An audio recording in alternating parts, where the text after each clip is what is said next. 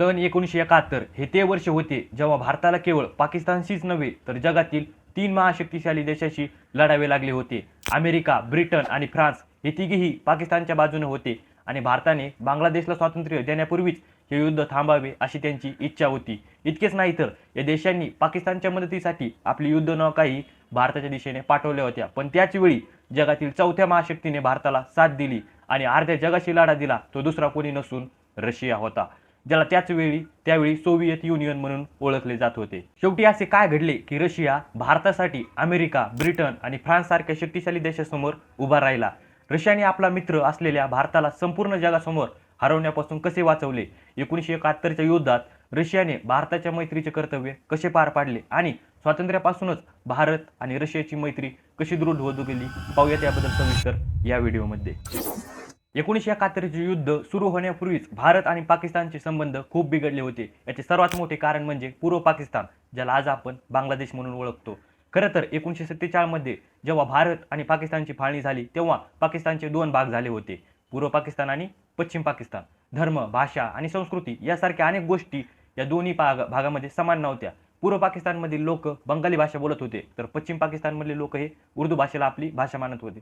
पूर्व पाकिस्तानमध्ये हिंदूची संख्याही खूप जास्त होती.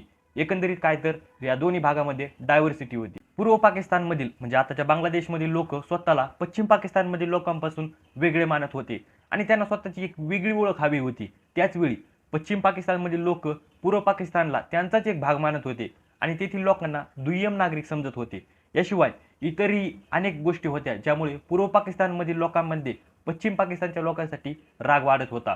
पूर्व पाकिस्तानमध्ये गरिबी, निरक्षरता आणि बेरोजगारी खूप जास्त होती, ज्याचा फायदा घेऊन पश्चिम पाकिस्तानचे नेते आपली राजकीय पोळी भाजून घेत होते. पूर्व पाकिस्तानमध्ये 75% लोक दारिद्र्य रेषेखाली जीवन जगत होते. यामुळे पूर्व पाकिस्तानच्या नेत्यांनी अनेक वेळा पश्चिम पाकिस्तानच्या नेत्यांशी याविषयी चर्चा केली, पण त्यांना प्रत्येक वेळी निराशाच मिळाली. याच दरम्यान 1970 मध्ये पाकिस्तानमध्ये सार्वत्रिक निवडणुका झाल्या. या निवडणुकीत पूर्व पाकिस्तानचे नेते शेख मुजीबुर रहमान यांच्या पक्षाला संपूर्ण देशात बहुमत मिळाले, परंतु पश्चिम पाकिस्तानच्या नेत्यांनी या निवडून आलेल्या शेख मुजीबुर रहमान यांना पंतप्रधान होण्यापासून रोखले आणि याच कारणामुळे पूर्व पाकिस्तानमधील लोकांमध्ये असंतोष उफाळून आला. पश्चिम पाकिस्तानच्या सैन्याने पूर्व पाकिस्तानमध्ये अत्याचार आणि अन्याय सुरू केला. लाखो लोकांना ठार मारण्यात आले आणि लाखो लोकांना देश सोडून पळून जावे लागले. यातूनच वाचण्यासाठी पूर्व पाकिस्तानमधील लाखो लोकांनी भारतात आश्रय घेतला. या दरम्यान भारतावर आंतरराष्ट्रीय दबावही वाढत होता, परंतु भारताने माणुसकीच्या आधारावर या शरणार्थींना आश्रय दिला. भारताच्या पंतप्रधान इंदिरा गांधी यांनी ही समस्या सोडवण्यासाठी पाकिस्तानशी बोलणी केली, पण पाकिस्तानने हे ऐकले नाही. भारताने संयुक्त राष्ट्रसंघातही ही समस्या मांडली, पण तेही काही निष्पन्न झाले नाही. तेव्हाच एके दिवशी इंदिरा गांधी यांनी निर्णय घेतला की आता पाकिस्तानशी बोलण्याची वेळ संपली आहे आणि आता युद्ध हाच एकमेव पर्याय उरला आहे. इंदिरा गांधींनी सैन्यांना युद्धाची तयारी करण्याचे आदेश दिले.